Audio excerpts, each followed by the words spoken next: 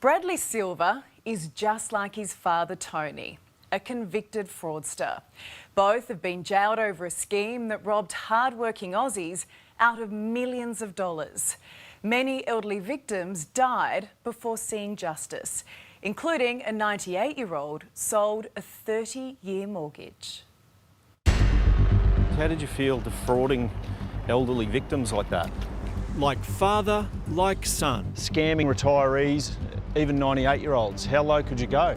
A family of felons. It's a classic fraud. And a trail of broken lives left behind. And make him feel the pain that I'm feeling. We've exposed some despicable fraudsters over the years at A Current Affair, but this case is really something else.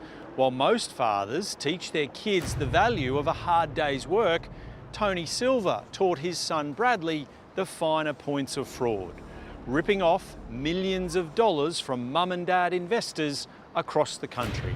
These are just some of the victims: Deborah Rusco and Mark Morley, Susan Jones and Kevin Mahon, and Heather Simmers, a 98-year-old targeted in her nursing home. I wasn't a business person.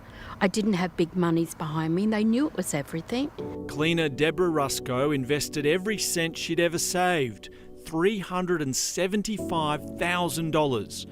The single mother was promised returns of 20% and saw her friend receive them, so decided to invest her nest egg for 1 year with a single goal: to finally be able to buy her own home.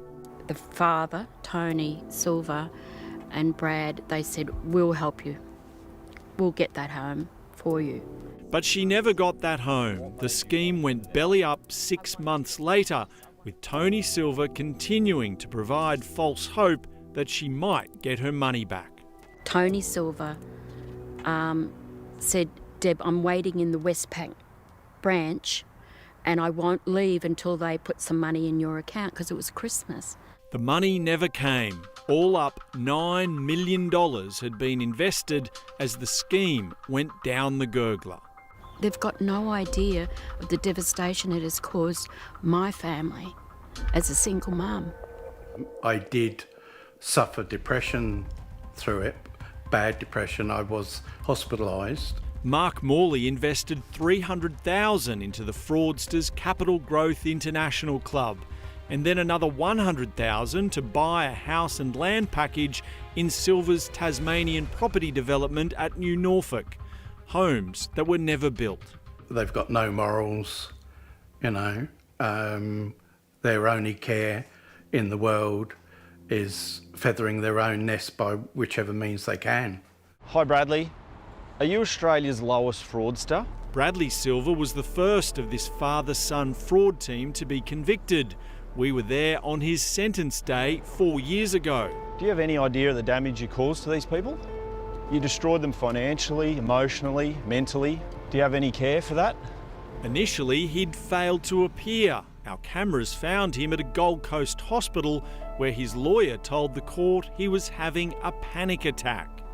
The judge condemned Silver's use of callous manipulation and deception as she sentenced him to 8 years jail with parole after 2.5 years. What would you like to say to the people who lost their life savings out of this? Are you sorry for what you did? Bradley Silver was the face of the scheme, but Tony Silver was key decision maker. Simon Moran is from corporate regulator ASIC. With Bradley Silver behind bars, their investigators' focus switched to the other half of these father and son felons. It's pretty rare. There are occasional instances where you see family members working together, but this is pretty rare. An investigation that had taken more than a decade had finally nabbed the person many victims viewed as the mastermind.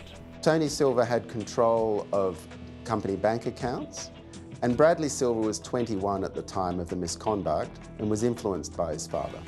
Dan Nolan from A Current Affair. Just wanted to ask you a couple of questions. How did you feel defrauding elderly victims like that? This is the elusive Anthony Keith Silver finally facing up to his crimes at Brisbane District Court. Your son ended up in prison over this. How did you feel about your son going to prison over it? Lawyers for the now 74-year-old presented psychological reports that Silva now suffers from a delusional disorder, has heart problems and requires a knee reconstruction that would make life in jail extra hard. He was 61 at the time of his offending and had targeted the elderly. Many older victims didn't live long enough to see justice. To focus on people who were both vulnerable and elderly reinforces the calculated nature of the misconduct. In sentencing, the judge said you and your son were the controlling minds. You engaged in a very large fraud, which she said was calculated and resulted in substantial losses, sentencing Tony Silva to 8.5 years jail, eligible for parole after serving 2.5. It's like a slap on the wrist, really. After waiting 13 years for justice, victim Deborah Rusco was upset she wasn't allowed to read her victim impact statement aloud in court. I'm just so grateful of Current Affair, honestly, because you guys, Dan particularly, you know, you give us people a voice. You feel like you didn't get that voice at court today? She has never been able to recover financially, struggling to keep a roof over her head in a brutal rental market. What did you want to be able to do there today? I wanted to look at Tony Silva and make him feel the pain that I'm feeling on behalf of my son and daughter and myself. Her distress magnified by the fact Bradley Silva has already served his 2.5 years in jail and is back out running a Hobart strip club, posting pictures with his new girlfriend. You didn't get to say it in court today, but what would you like to say to Tony Silva now? I will never give up hope of somehow, I don't know how you do it, but you pay me back so my family can have a home. I'll never give up that you do the right thing for me and my family until your last breath. And Deborah hasn't received compensation because she invested cash instead of taking out a bank loan.